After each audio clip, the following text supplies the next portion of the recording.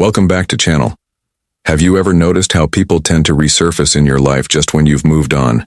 It's not destiny, nor is it manipulation. It's all about mindset. Think about it. One moment, you're the one initiating contact, seeking connection, and then once you finally release your grip and redirect your focus, they mysteriously reappear as if drawn by an invisible force. But that force isn't supernatural. It's the undeniable pull of your growth, self-respect, and emotional mastery. When you shift your energy from pursuing others to becoming the best version of yourself, something powerful happens. You reclaim your strength. You stop pouring your energy into those who never valued it and begin reinvesting it where it truly belongs within yourself. And that transformation, it doesn't go unnoticed today. We'll explore 7 profound Stoic principles that not only explain why people return, but more importantly, why you no longer need them to. Because the ultimate goal isn't about getting them back, it's about getting yourself back. If you're exhausted from chasing people who fail to recognize your worth, this video is for you. By the end, you'll realize that true victory isn't found in their return. It's in your transformation. Stick around until the very last principle, because it will completely change the way you see relationships forever. If this message resonates with you, show your support by liking this video, subscribing to Stoic Villa, and joining our growing community. Share your thoughts in the comments. I'd love to hear your reflections. 1. The power of your one. The power of your absence. Absence. Your absence speaks louder than your presence in a world obsessed with staying constantly connected. Stepping away feels unnatural, but that's exactly why it's so impactful. When you remove yourself, you create a void, and human nature despises a void. People are left to confront the space you once filled, not just physically but emotionally and mentally. Think about it. When you're always available, your presence fades into the background, appreciated yet overlooked. But the moment you're gone, the contrast becomes undeniable. They don't just miss you, they realize how much they took you for granted. Imagine always being the first to reach out, the glue holding relationships together. Then one day you stop silence. That silence is deafening. It forces them to reflect, to replay memories, to wonder, why haven't I heard from them? That curiosity often deepens into regret. Marcus Aurelius once said, "The happiness of your life depends upon the quality of your thoughts. When you step away, you become a thought they can't ignore, or your absence doesn't just remove you, it makes you present in a different, more powerful way." This isn't about playing games, it's about reclaiming your energy. When you withdraw your attention, you send a clear message. My worth is not dependent on your recognition. That quiet confidence, it's magnetic. Think back to a time when someone you knew stopped reaching out. Initially, you may not have noticed, but as days turned into weeks, you found yourself thinking about them more than when they were around. That's the power of absence. Sometimes the most powerful statement is made in silence. Your absence isn't a weakness, it's a declaration. It says, I am whole with or without you. And that's an energy. People can't help but be drawn back to 2-2. Detachment creates attraction. Detachment creates attraction. Detachment isn't indifference, it's freedom. It doesn't mean pretending not to care, it means not being emotionally controlled by an outcome. When you no longer seek external validation, you become self-sufficient, and that self-sufficiency is magnetic. Have you ever met someone who exudes effortless confidence? They aren't desperate for approval, nor do they seek attention. They are simply grounded, and that kind of energy is irresistible because it's rare. Epictetus said, wealth consists not in having great possessions, but in having few wants. When you let go of the need for approval, you gain the ultimate freedom. Picture 2 people at a party. One tries too hard to be the center of attention, desperate to be liked. The other is calm, engaged in genuine conversations, unbothered by who notices them. Who do people gravitate toward? Almost always. It's the one who isn't chasing approval. Every time you feel the urge to seek validation, whether by checking if someone has texted back or worrying about someone's opinion, pause, redirect that energy into something that fuels your personal growth, instead of asking Do they like me? Ask, do I respect the person I'm becoming? When you immerse yourself in self-improvement, you naturally stop chasing others. And ironically, that's when they start chasing you.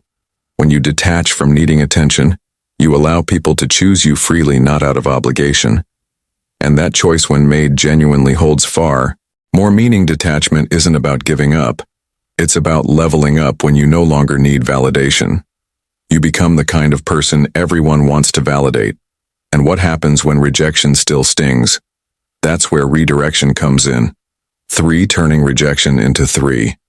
Redirection. Rejection isn't the end, it's a detour though. Painful in the moment, rejection often steers you toward opportunity. Ideas for growth and self-discovery that you might never have pursued. Otherwise, Marcus Aurelius wrote, the impediment to action advances action. What stands in the way becomes the way. In other words, rejection isn't a roadblock.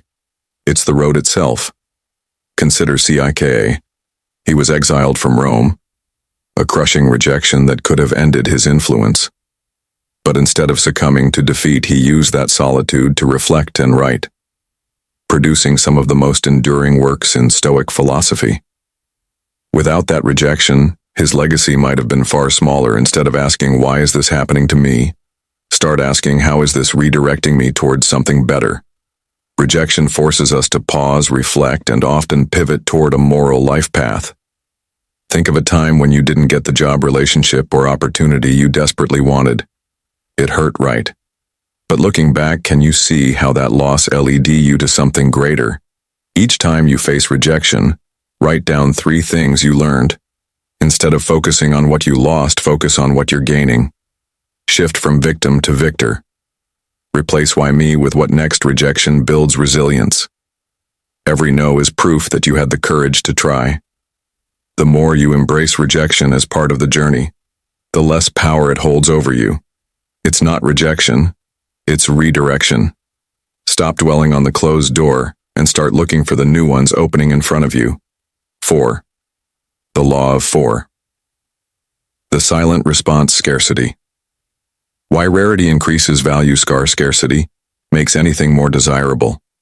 This applies to everything from luxury goods to human relationships. When something is always available, it's easy to take for granted, but the moment it becomes rare, its value skyrockets. Seneca once said, "It is not that we have a short time to live, but that we waste much of it." The same applies to relationships. If you're constantly available, your presence loses significance. But when you become more selective, people begin to cherish the moments they have with you. Think of a rare vintage wine. If it were mass-produced and available at every corner store, would it be as desirable? Probably not. The same logic applies to people who are always seeking attention versus those who are selective with their time and energy. Stop over-explaining yourself or seeking validation.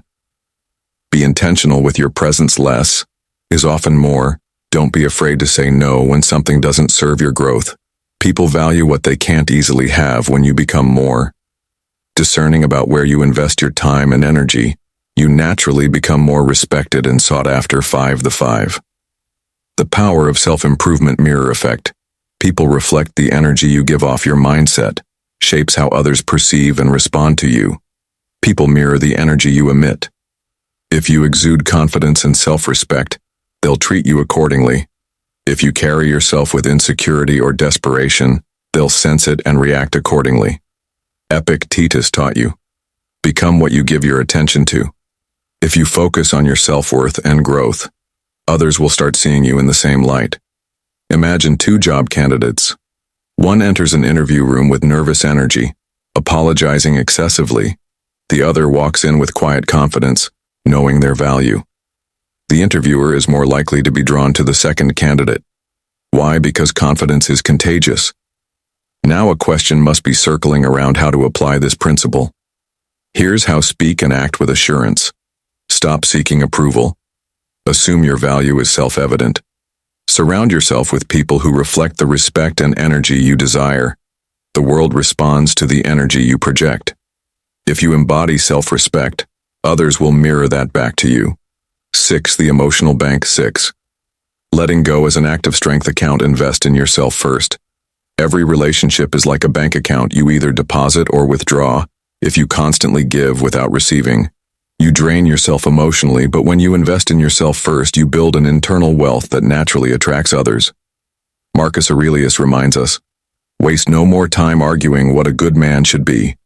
Be one instead of worrying about who is giving you attention. Focus on becoming someone worth knowing.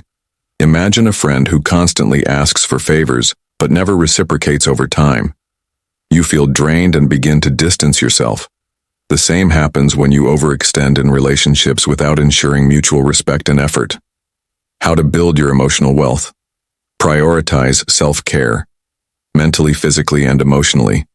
Engage activities that bring you joy. Regardless of who's watching, set boundaries to protect your energy. When you stop seeking external deposits and start building your own emotional wealth, you become someone people naturally want to invest in. 7. The ultimate power.